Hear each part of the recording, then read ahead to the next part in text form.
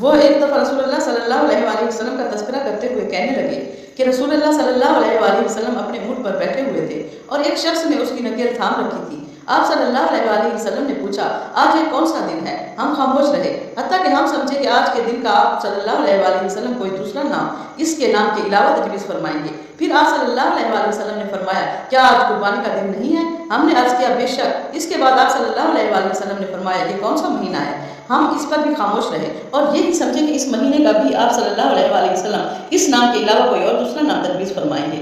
फिर आप सल्लल्लाहु अलैहि वसल्लम ने फरमाया, क्या ये ज़िलहिज्जा का महीना नहीं है? हमने अर्ज़ किया, बेशक। आप सल्लल्लाहु अलैहि वसल्लम ने फरमाया, तो यकीनन तुम्हारी जानें, तुम्हारे माल और तुम्हारी आबरू तुम्हारे दरमियान इसी तरह हराम है जिस तरह आज के दिन की हुर्मत तुम्हारे इस महीने और इस शहर में है।